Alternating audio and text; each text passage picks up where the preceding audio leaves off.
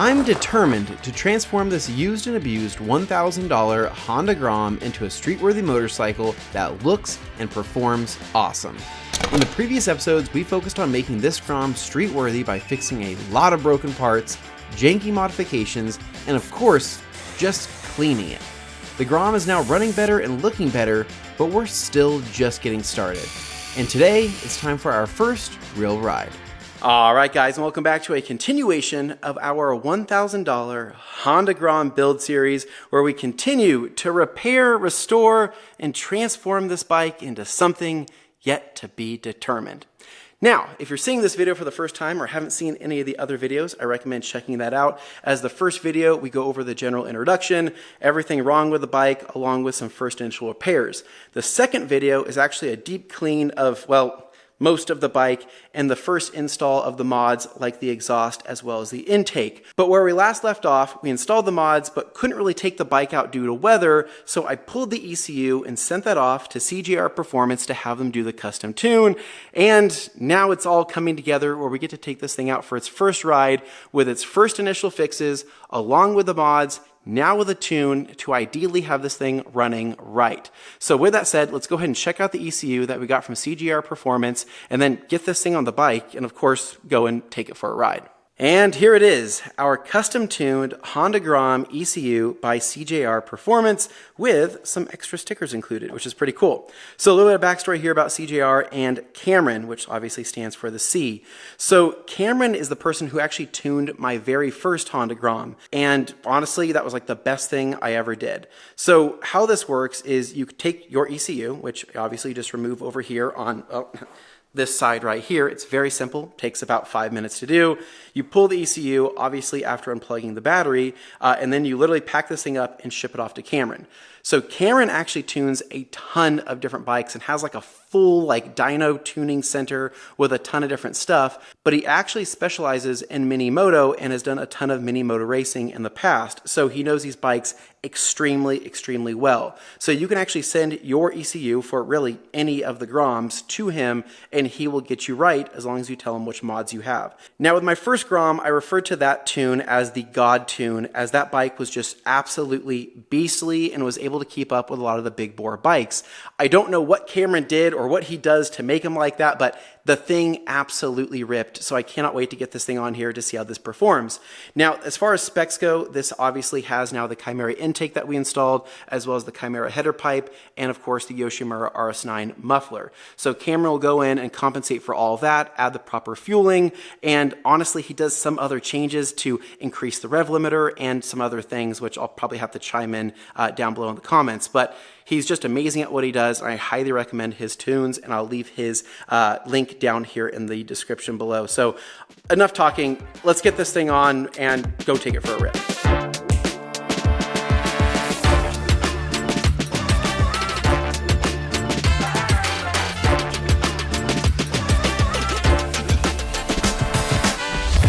All right, boys and girls, so I just cruised over to this spot right here, which is about a quarter mile from my house, and I'm not gonna lie to you, this already feels like a completely different bike. It's insane.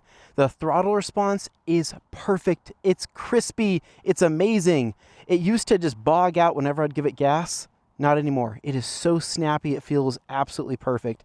Now, on top of that, the D-cell pops from the exhaust have been eliminated, which I'm assuming was probably not a good thing. So those are gone, and it sounds and feels much more fluid. But I have yet to really get into the power band. I've been kind of waiting to get this on camera because I'm really excited. But I just want to say that just this tune alone has already made the biggest difference of anything I've done to the bike since I've gotten it, and I cannot wait to get it on the road for its first real ride. I'm excited. I think this is going to be pretty good. Right now we're tuned on 91 for this ECU tune, but before that we had old gas in it for God knows how long. I tried to cycle through it, but part of me still wonders if maybe the injector could be kind of gummed up, so we need to really kind of, get on this thing and burn through that. But outside of that, possible valve adjustment, I'm not sure yet. It seems healthy right now. All right, the maiden voyage, the real first ride of the janky Grom. Oh, dude, it's perfect. That is so snappy. This already feels like a completely different bike. Holy smokes. All right, let's take a quick little rip through this little side area. I think this side area is kind of fun, but we'll give ourselves a second for that car to give it some space here. Yeah, dude, I'm telling you, that throttle response, it's perfect. It is the most perfect.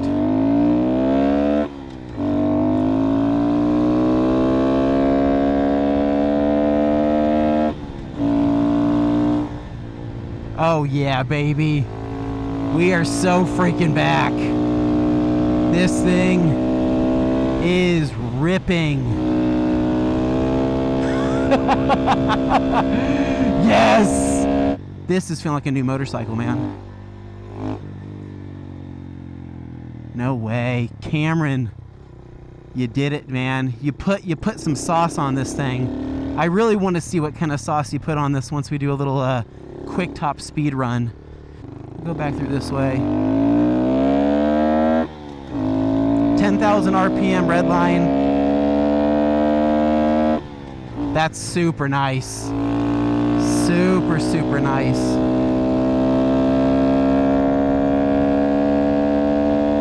Wow. That is wonderful. That is absolutely wonderful. Okay. I don't know if there's any rules for taking this immediately out for like a top speed run, but I think we're just gonna do it, and I think we're gonna see what happens because I'm curious. Again, there's no break-in period on a new tune.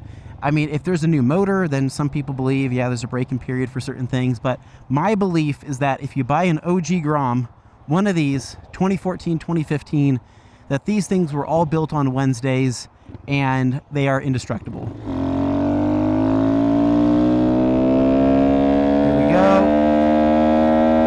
Yeah, dude, it's a 10,000 RPM redline, and we are going to run it back the other way and see if we can do a real top speed. It's kind of interesting too because, I mean, I knew what this Grom felt like obviously before the tune, and it really wasn't that great.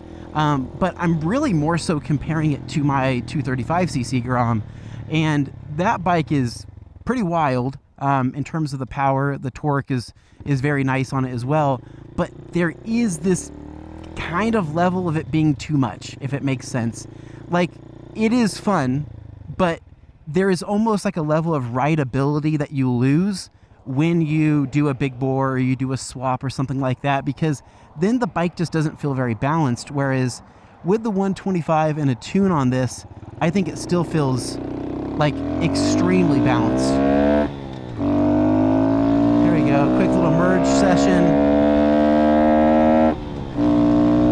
I mean, I'm really romping on this thing. I'm not really holding back, so 56, 57, 58. Yeah, we're going to be hitting 60 here in a second. 61, 62, 63. Come on, baby. Can we hit 64? There we go. 64. Come on. I know you got 65 in you. Are we going to do it? Yes. There we go. I don't know if we're hitting 66. I don't know if we're hitting 6.7, you know, whatever. Now, another quick thing to note, too, is that when you swap out a sprocket, it's going to change your speed shown on your speedo. Curious about is whether or not that is compensated for in the tune. I know they don't ask for it, and I don't know if that's like a speedo healer thing. So I'm just basically just using this speed as my parameter for the previous top speed, which was literally like 48 miles an hour. So downshifts feel money. It just feels smooth. I do need mirrors on this thing if I'm going to be out in the street. Probably should do that. Horsepower? Like 10.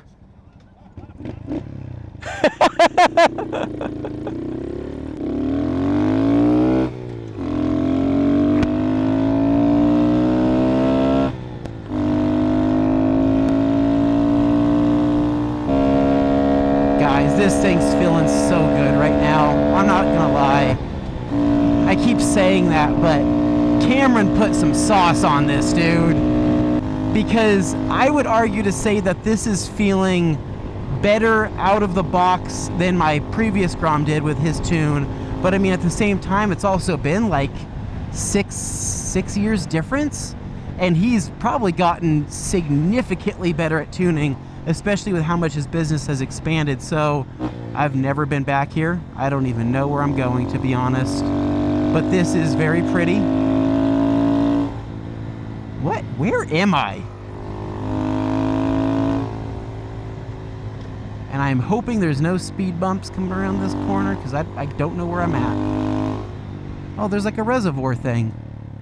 That's pretty. Just a few minutes away from my house, I can pick up my mattress right there. And an old, torn up rubber duck of some sort. Huh. Well, I guess that's that. I'm lost, but I'm having fun. Dude, this, you get her done. This feels amazing. It feels so good. Some horses around here. I'm gonna spook them. I feel like I can still do Grom things and still, you know, oh, I think they're taking family photos or senior photos. This is awkward. Let me get, excuse me. They look great.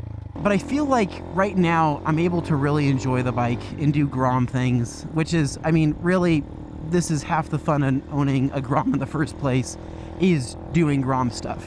Putting around through neighborhoods, kind of being a hoodlum, and getting insanely good gas mileage. And again, I don't know where I'm at. What is this? Oh, shit. That's my ass. So I'm exploring right now, and this is also half the fun with owning a Grom, is doing stuff like this. Going out, exploring, enjoying the ride. One lane bridge. Oh, there's a bridge there? Oh, it's just a normal bridge. You know what? Hold on. There's people over there. Okay. Huh. This is quite relaxing. I feel very relaxed right now. The water sounds. There's no bugs. Not really a big bug guy. Well, we're getting out of here. Yeah, from a rideability standpoint, I'm loving this. I think that this is absolutely perfect. Yeah, guys, this thing, it feels so healthy right now. Alright, so I think we're going to take this thing to one of the main highways here. I'm not ready for the freeway yet. I think there's still a level of jankiness to this bike that I don't think it's ready for that. But the old Grom, my old 125, did go on the freeway a handful of times, and it was absolutely hilarious to see people's reactions, as most of them were literally just scratching their heads like, what is that thing? We're going to get over here to this main highway, see if we can pull maybe another new personal best top speed as we continue burning through some of this older fuel. Yeah, this road's smooth. Hi. It's just me. Your friendly neighborhood all-day Anthony. Okay, here we go. Second gear. Wide open. There we go. Passing people. Kind of. Come on, baby. Alright, we're sitting pretty right now. 60. We'll be here at 61. 62. Come on, baby. Come on. We're wide open.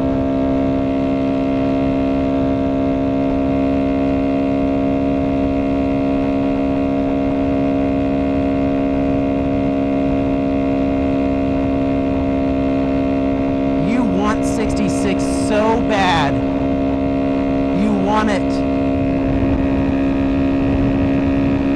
Tuck down for wind resistance. Oh my god, I think I saw 66. We did hit 66. We did it. This will at least do 71, 70. It has to. All right, we'll let it, you did good. You did good, Janky Grom. Okay, I actually kind of have to go faster now because, I actually have people wanting to pass me, so time to finally just cruise.